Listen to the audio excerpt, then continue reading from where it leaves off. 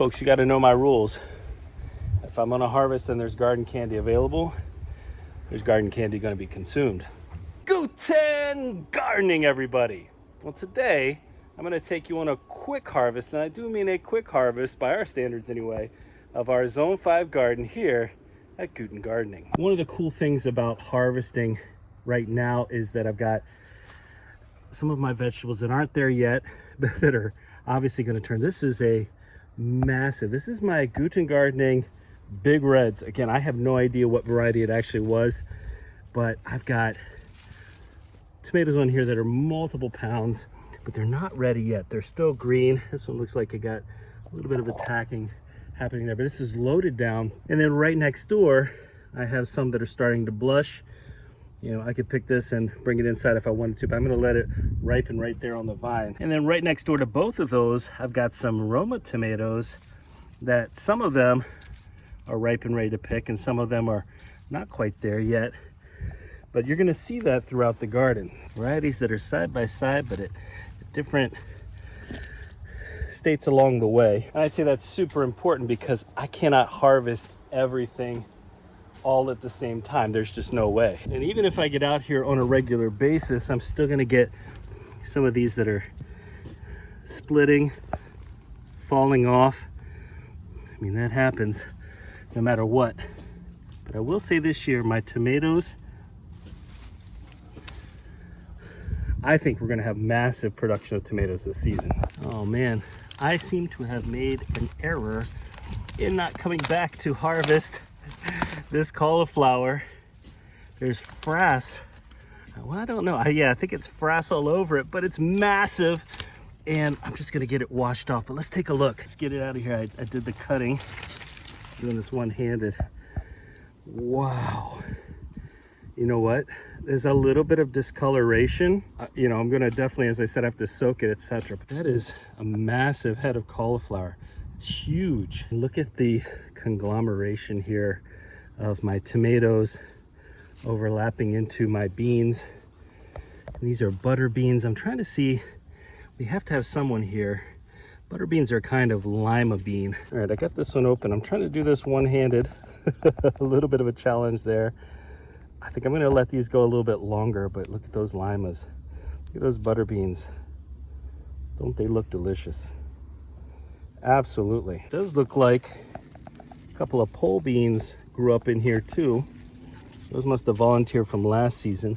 I did have some pole beans around last season as well. And I didn't plant any cherry tomatoes in here, so this is one that I just let come in from last season. I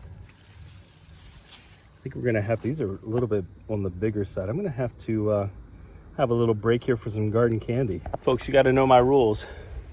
If I'm on a harvest and there's garden candy available, there's garden candy gonna be consumed.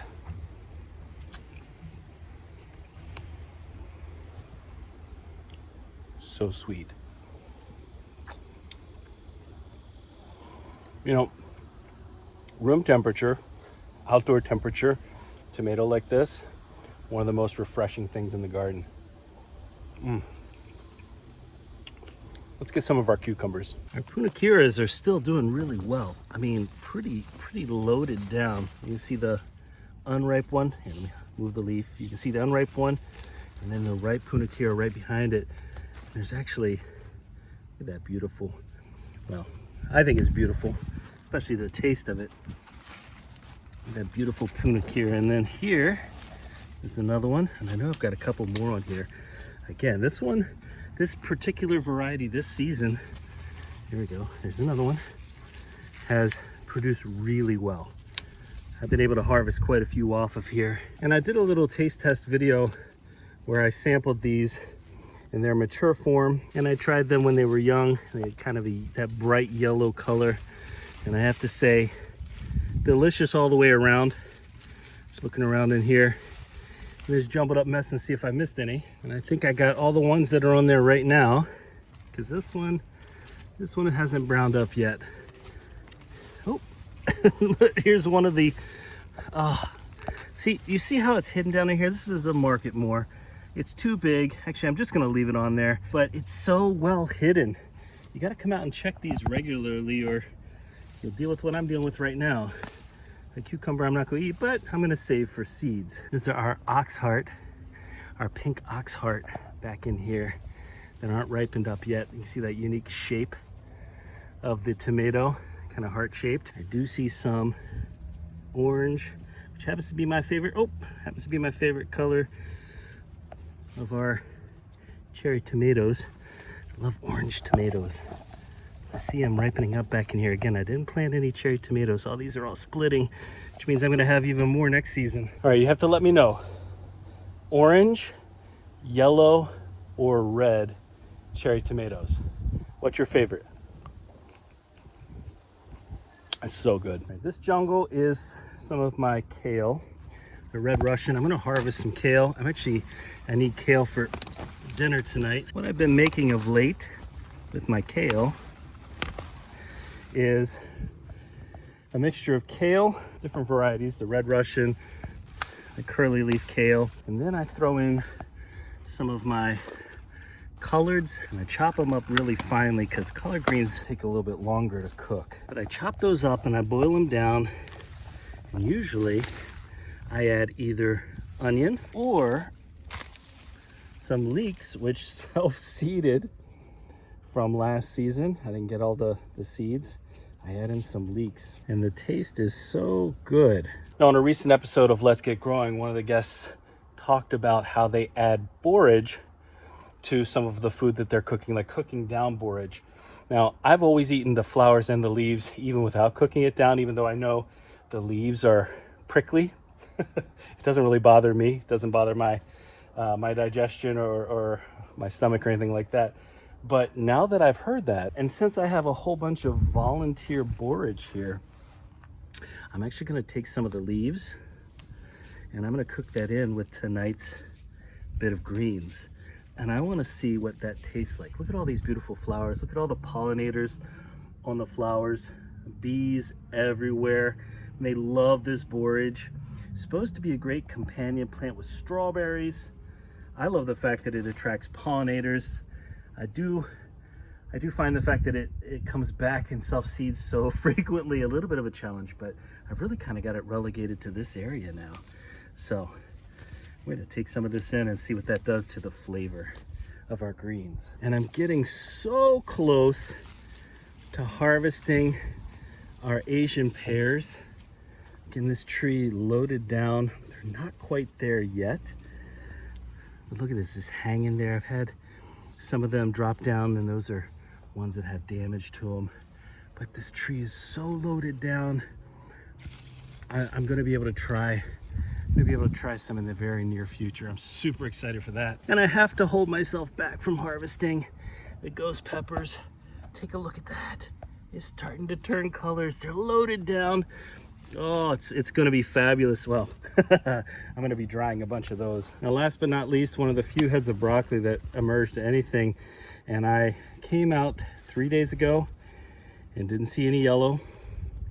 And this is what happens when you wait even a little too long with broccoli. It has, I mean, it's not a massive head anyway, but it's starting to go to seed. But I'm going to eat this quickly so I don't have to have it go to waste. I've got plenty more that I need to harvest out here, along with a few things. These are my fall potatoes and sweet potatoes, and this whole bed of fall potatoes where my garlic once was. I've got sweet potatoes coming, but some of these are a couple weeks away. Unlike my green stalk, hopefully full of red, white, and blue potatoes, which is coming really soon. And this container, hopefully full of fingerlings that I'm about to harvest right after this video. I was almost done. Then I looked over here, one of the few pepper plants. I did buy a couple of them to introduce a couple new varieties into the garden.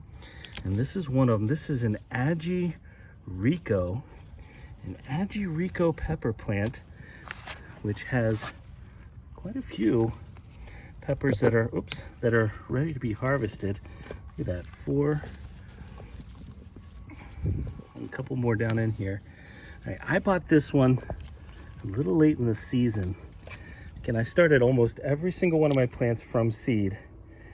But this says 1 to 5,000 Scoville units, so not all that hot. a pepper that is a key ingredient in the traditional cuisine of Peru, Ecuador, and Bolivia. A hybrid offers high yields with an early harvest. Crunchy, conical fruits have a light citrus flavor and medium heat. Hey, take a look at that. That is spurge. For those of you that don't know, spurge looks a lot like, personally, one of our edible plants around here. But we do not eat the spurge. Well, how about that for a quick little harvest here? Tomatoes, cucumbers, cauliflower. I rinsed my cauliflower off. It looks beautiful. A little bit of broccoli, onions, leeks. Oh, just a little bit of everything here. It was such a quick harvest, but man, I've got some good eating. We are nowhere near done this growing season. All right, folks, I hope you enjoyed today's video. And if you did, don't forget to give us a like, leave us a comment. Remember to share and subscribe, and most importantly, remember, when you're with us, you are good to grow.